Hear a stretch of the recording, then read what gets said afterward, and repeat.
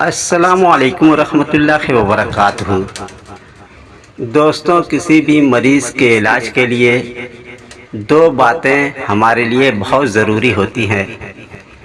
ایک تو یہ جاننا ہمارے لیے بہت ضروری ہوتا ہے کہ مریض کو بیماری کیا ہے، اور دوسری بات یہ جاننا ضروری ہوتا ہے کہ بیماری کی وجہ کیا ہے۔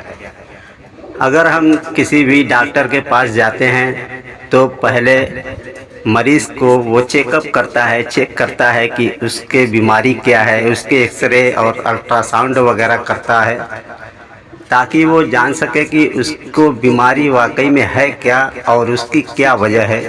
تب اس بیماری کو آسانی سے دور کیا جا سکتا ہے۔ اسی طریقے سے روحانی علاج کرنے والے، جن بھوت اور جادو ٹونا کا علاج کرنے والے جو عاملین ہوتے ہیں، وہ بھی مریض کو چیک کرتے ہیں کہ مریض کو بیماری کیا ہے اور اس کی بیماری کی وجہ کیا ہے۔ اگر کوئی جسمانی بیماری ہے تو ان مریضوں کو ڈاکٹر کے پاس بھیج دیتے ہیں، اور اگر کوئی روحانی بیماری ہے، جن بھوت شیطان کا اثر ہے، خبیث کا اثر ہے، جادو ٹونے کا اثر ہے، نظر بد کا اثر ہے، تو اس کا روحانی علاج کرتے ہیں۔ تب جا کر کے مریض آسانی سے ٹھیک ہوتا ہے۔ اگر کوئی ڈاکٹر روحانی مریض کا علاج کرے تو وہ مریض ٹھیک نہیں ہوگا، اور اگر کوئی عامل جسمانی بیماری کا علاج روحانی طریقے سے جن بھوت کے علاج کے ذریعے سے کرنا چاہے تو نہیں کر سکتا۔ لیکن آج کے اس ویڈیو میں ہم آپ کو جو طریقہ بتانے جا رہے ہیں، وہ طریقہ ایک ایسا طریقہ ہے جس طریقے سے اگر آپ کسی مریض کا علاج کریں گے تو اس کو جو بھی بیماری ہے، چاہے جس طریقے سے ہو، چاہے روحانی ہو، بھوت شیطان کی ہو، جسمانی بیماری ہو، کوئی زخم ہو، کوئی درد ہو، کوئی مرض ہو، یا کالا جادو ٹونا یا نظر بد کا اثر ہو، سب کا سب اسی ایک عمل سے آپ ختم کر سکتے ہیں، اور انشاءاللہ اس عمل کو بہت ہی مفید پائیں گے۔ اس میں سب سے پہلے آپ کو کرنا یہ ہوگا کہ 7 دانے جو کے لیں۔ جو آپ جانتے ہی ہوں گے، جوار، باجرہ، مکہ، اسی طریقے سے ایک جو بھی ہوتا ہے، تو جو کے 11 دانے لیں۔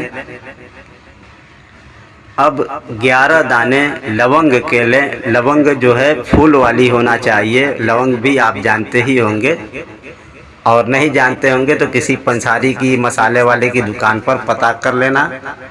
اب کسی بھی پیڑ کی 7 نہیں 11 کلی آپ کو لینی ہے، اور 11 کلی جو ہے ایسی ہونی چاہیے جو ابھی کھلی نہ ہو، اور یہ کلی پھول والی جو ہے آپ کسی بھی پیڑ کی لے سکتے ہیں۔ ضروری نہیں ہے کہ آپ گلاب کا لیں، چنبیلی کا لیں، یا کسی امرود کا لیں، کلی ہونا چاہیے۔ کوئی بھی پھول والی کلی 11 عدد لے لیں۔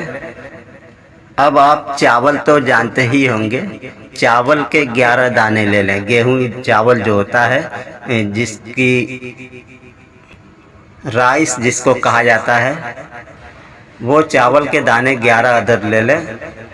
اب تھوڑا سا کھویا والی کوئی بھی مٹھائی لے لیں، کھویا والی ہونا چاہیے، تو 7.5 گرام کے قریب آپ کھویا کی مٹھائی لے لیں۔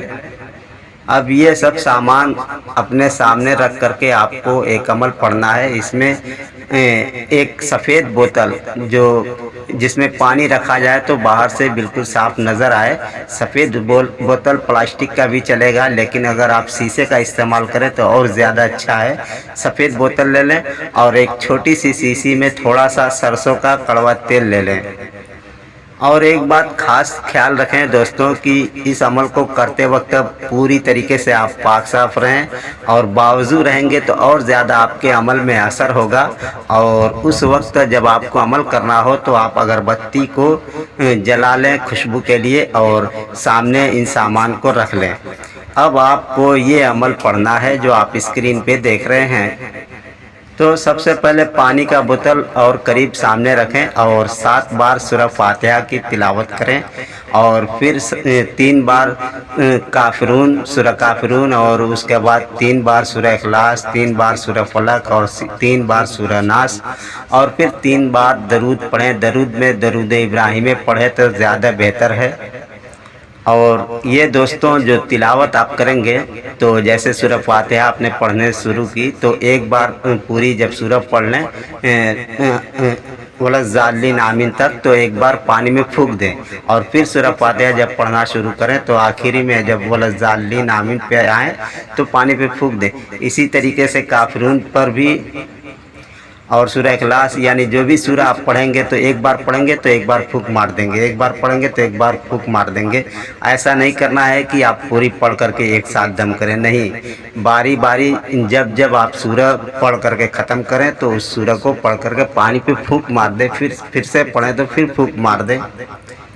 یہ ترکیب آپ کو دھیان میں رکھنی ہے۔ تو جب یہ صورتیں اور درود پڑھ لیں، مکمل کر لیں تو پانی پہ پورا دم کر کے پھر پانی کو کنارے ہٹا لیں، پھر تیل کو سامنے رکھیں اور تیل پر بھی یہی عمل پڑھ کر کے دم کریں، پھونک ماریں۔ اب پانی جو ہے مریض کو صبح اور شام 2 ٹائم اس کو استعمال کریں، ایک بار دن میں ایک بار رات میں۔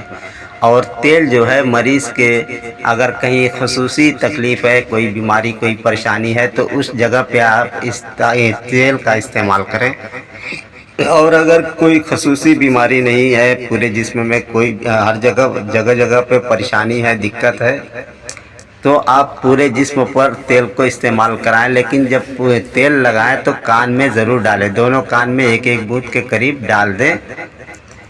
اب آپ کو کرنا یہ ہے کہ یہ تعویذ جو آپ اسکرین پہ دیکھ رہے ہیں، اس تعویذ کو 8 عدد لکھنا ہے۔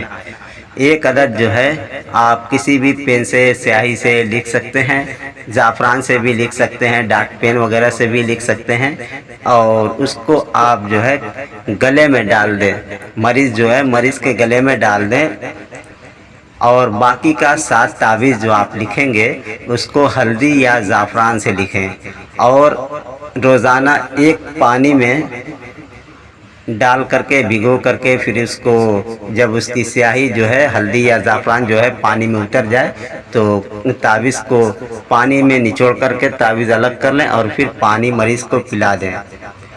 اور یہ کام جو ہے رات یا دن میں کسی بھی ایک ٹائم آپ کر سکتے ہیں، لیکن دوستوں یہ بات یاد رہے کہ تعویذ جو ہے ہلدی یا زعفران سے ہی پینے والا استعمال کرنا چاہیے۔ اگر کسی ڈاٹ پین وغیرہ یا کسی اور روشنائی وغیرہ کا استعمال کرتے ہیں تو وہ مریض کے لیے کسی بیماری کا سبب بن سکتا ہے، اور ہلدی اور زعفران کا پلائیں گے تو نقصان نہیں کرے گا، صرف فائدہ ہی کرے گا۔ اگر آپ خود کے لیے یہ عمل کرتے ہیں تو بھی آپ کے لیے بہت ہی بہترین طریقہ ہے اور بہت ہی آسان سا طریقہ ہے، اور دوسرے مریضوں کا اس سے علاج کرتے ہیں تو یہ آپ کے لیے سمجھ لیجئے کہ ایک بہت ہی نایاب تحفہ ہے۔